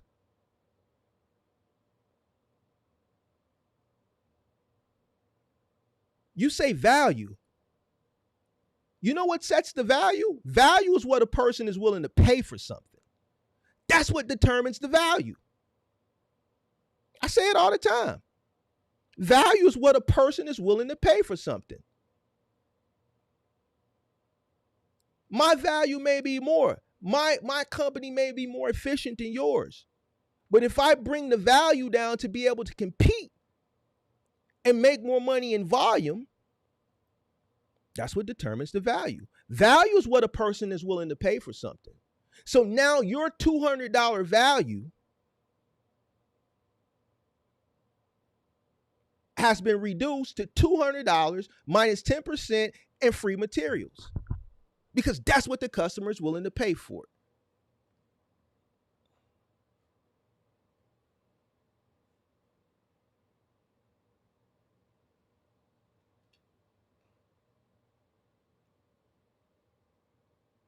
I think Target provides more value than Walmart from a customer service perspective. But guess what? Walmart doesn't have to provide that level of customer service because they have value somewhere else. Cost. At the end of the day, you can go to Target because you're bougie and you want to go to the buff floors because they buff their floors every night. I know that because I used to work at Target. The floors are cleaner because they buff them every night. The shelves are neatly stocked. Everything is pulled to the front. They have what's considered team leads in every section to just all day, just bring all the stuff to the front of the shelf. Target, you may have to stand on the bottom shelf and reach all the way to the back. They don't give a fuck. Why? Because the sugar here at Walmart is $1.98. And Target's marketplace brand is $4-5. So we don't have to kiss your ass and say, welcome to Target. Yeah, you need help? Let me get a ladder to get that for you. We don't want you standing on that. That spill in aisle 6, it gets cleaned up a lot quicker than it does in Walmart. Value is what a person is willing to pay for something. And in today's economy, people rather spend less money than more.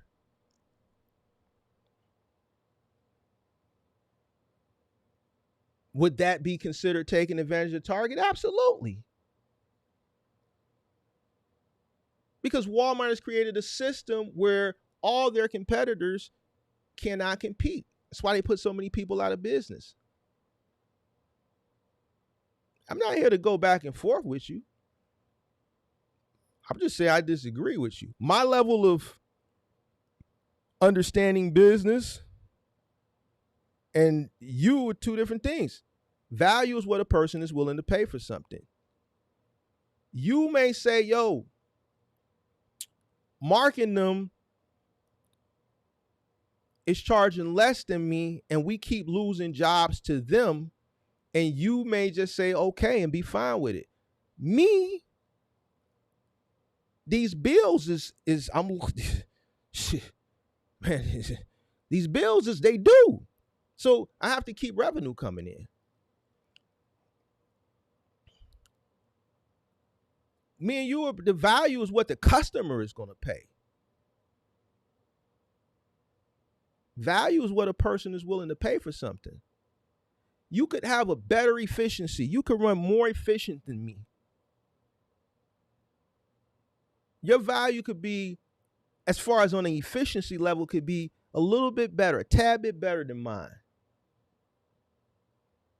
But if my value comes from a cost perspective, I'm going to win every time.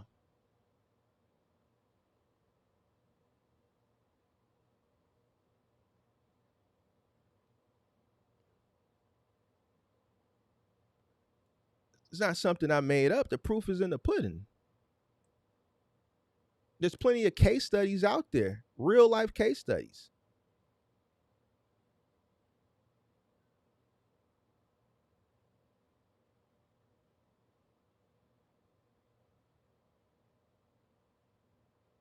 Let's look at Amazon. I'm going to get out of here.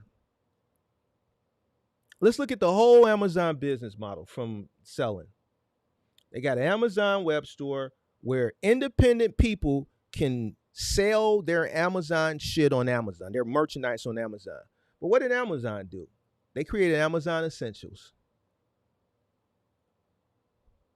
So now they're charging you 30% or what these exorbitant fees, 30% to be on the platform, plus 30% of each sale, which at one point it didn't really matter because people were selling shit at volume. This was great. Amazon was still on the upward trajectory. But then Amazon said, you know what? We're not satisfied with just charging them to be on the platform, whatever it is. I think it was 30% or whatever it is. And then another fee for every item they sell. We want to sell shit too. But guess what? We're a multi-gazillion dollar business. So we have a direct relationship. We can create a direct relationship with the distributors. We can get our stuff made and branded Amazon Essentials, and we can sell less than the people that are operating on our platform.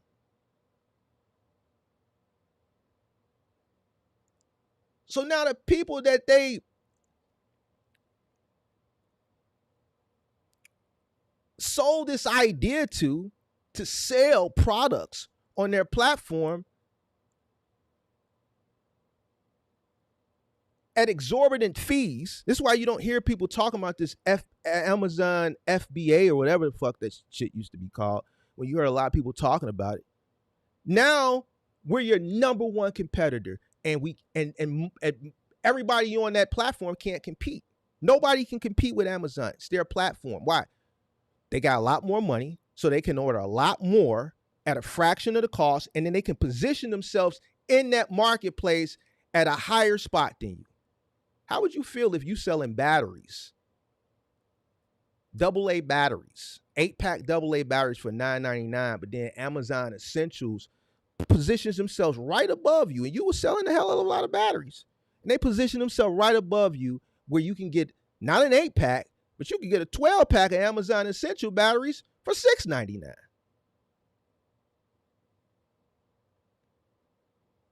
So now they're making money off you, and they became your number one competitor.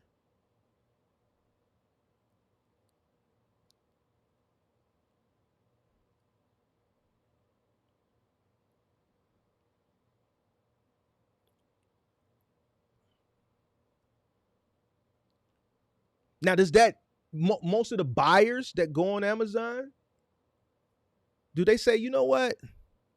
These poor Amazon web sellers, I know they're paying exorbitant fees to be on the platform.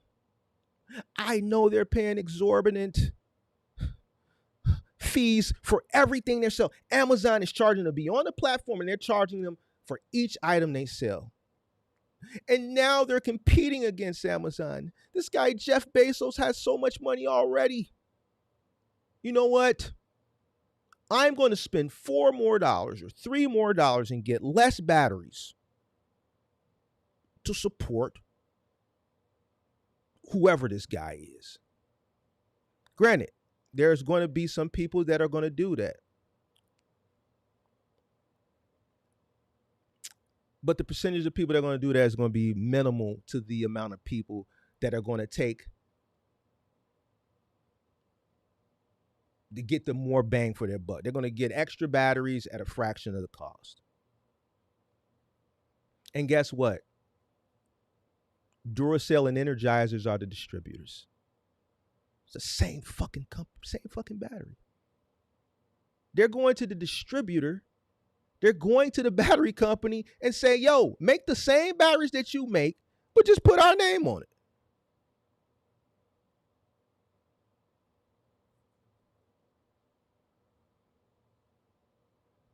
That's crazy, ain't it? You think that's bogus? Some would say, yeah. Now, you could be an individual that looks at things from a save the world perspective. You could look at things from a business perspective.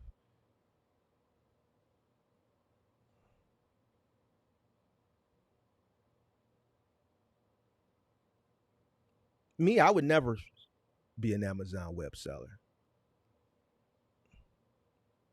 To me, that's in order to compete. Now, you got to order containers and containers and containers. You got to damn near order 10 containers of some shit to be able to even compete so that you can keep your costs down. You got to order so many units to get your unit cost down to be able to compete and make sure your margins are good with the fees that are associated with selling on the platform.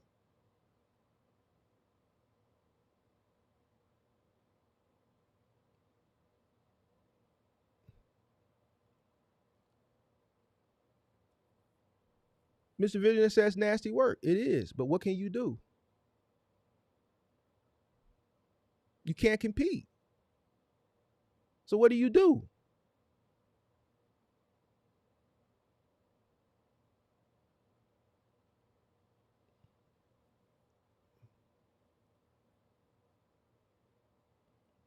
If I decide to buy that Amazon essential item or whatever it is, I'm setting the value.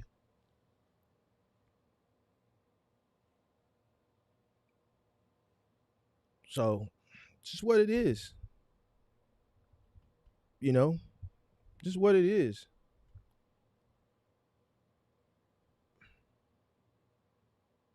I don't think these companies, when you're competing from a let's say an OTR perspective,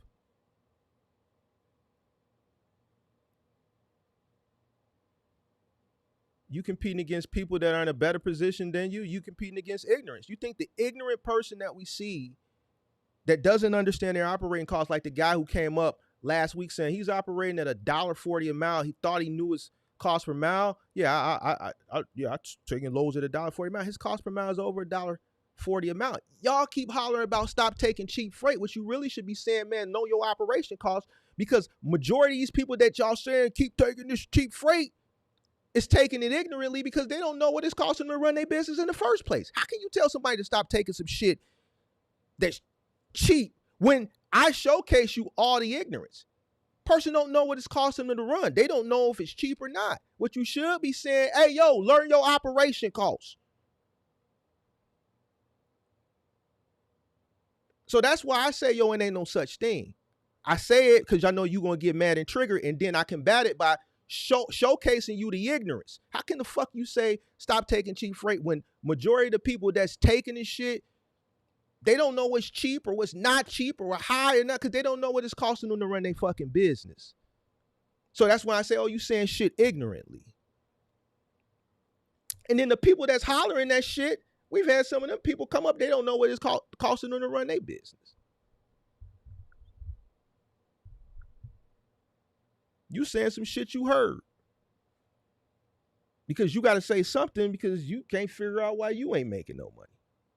Because if you knew how to make money, you wouldn't be saying that shit. You would know that it's ignorant people out here that's doing this shit not by ignorantly, that you would set your business up to win regardless. You'll be focusing on your shit.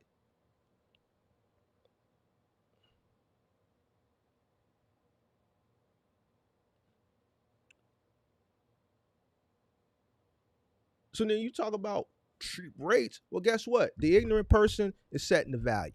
Why? Because value is what a person is willing to pay for something.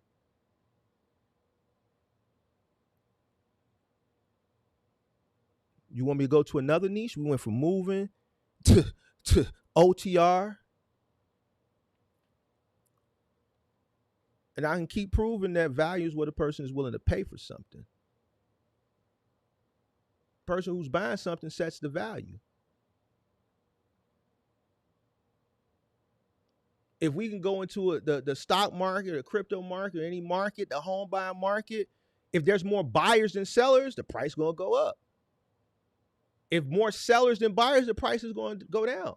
Value is what a person is willing to pay for something. If more people are buying, they're setting a higher value. If more people are dumping, they're setting a lower value. It's not worth it. It's not worth it. So it's just all outlook, how you look at it. Not saying,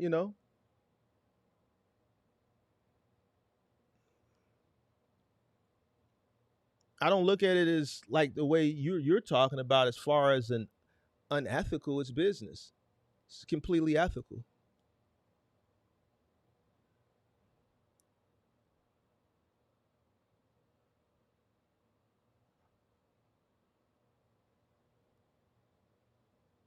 It's completely ethical. It's completely above board.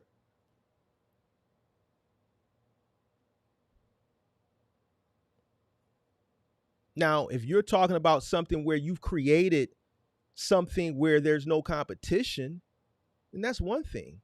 If you've created a new whatever and there's no competition, that's what we're talking about. Trucking over here. There's plenty of competition. So, especially like OTR, you gonna go through a broker. If a broker can see you're ignorant, they're going 100%. Like, come, like, and I gotta go, but like I don't understand, like. A person that, and I paralleled it with a car salesman. Look at a broker like a car salesman. This is how you beat a broker. You beat a broker by understanding their game. Look at a broker like a car salesman. This is their job. This is what they decided to do. Commission plus incentives. Their job is to sell you a load, if possible, as cheap as possible, so they can maximize their earning potential. That's the information that you have to understand to be able to understand how to defeat them and beat them. A broker will work with an individual who understands the game. Why? Because they depend on you. Listen, if I'm a broker, I'm going to set it up, and I'm giving y'all the game, man, and y'all just don't want to listen, bro. Some of y'all listening. Some of y'all understand this. If I'm a broker, and I'm going to talk to a multitude of people a day, I'm going to set it up like this. This is how I win as a broker. I got customers, like big customers. I got smaller customers. I'm going to need guys that I can depend on, and then I still got to make my money. The guys that I can depend on, that understand the business, those are the guys that I'm going to take care of. Boom. I'm going to put them on the customers that, these big customers that I'm not going to put a guy who doesn't understand their operation cost on, because if they don't understand their operation cost, shit, they probably don't even know how to secure a load properly. You don't understand the key thing that's going to determine if you're successful or not. So what makes me think that you've gone to the extent of understanding how to secure a load?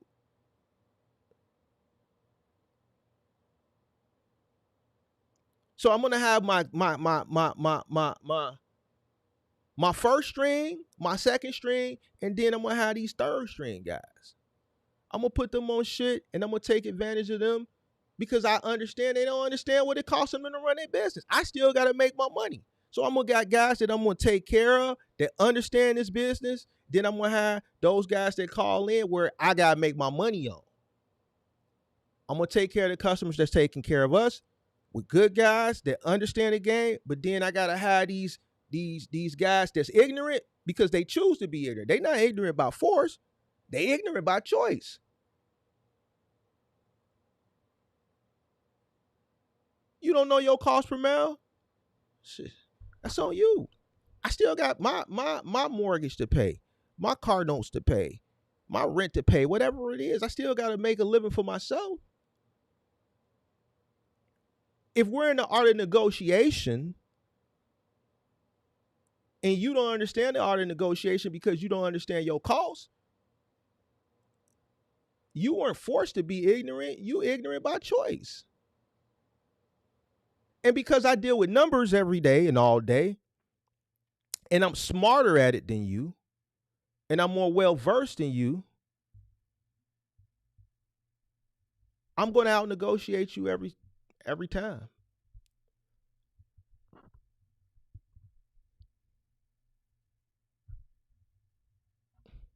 It's my job. It's just like cops and robbers. Real criminals don't get mad at cops because they understand that's their job to catch them. A real criminal understand that the cop's job is to catch him. The criminal's job is to not get caught.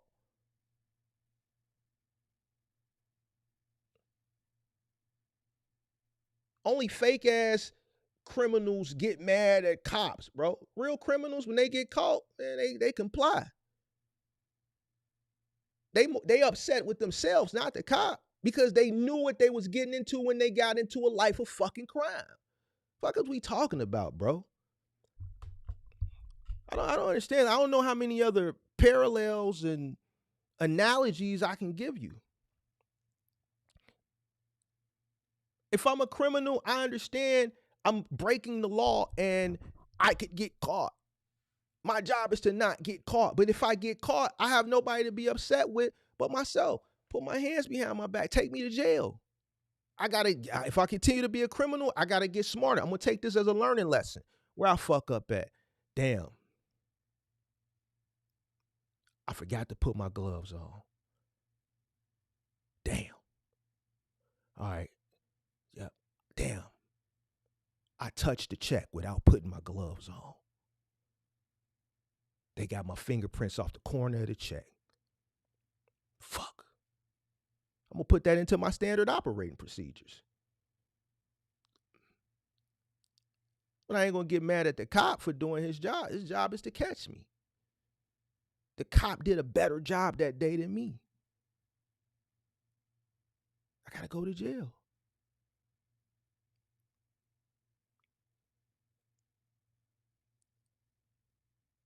I'm out, man.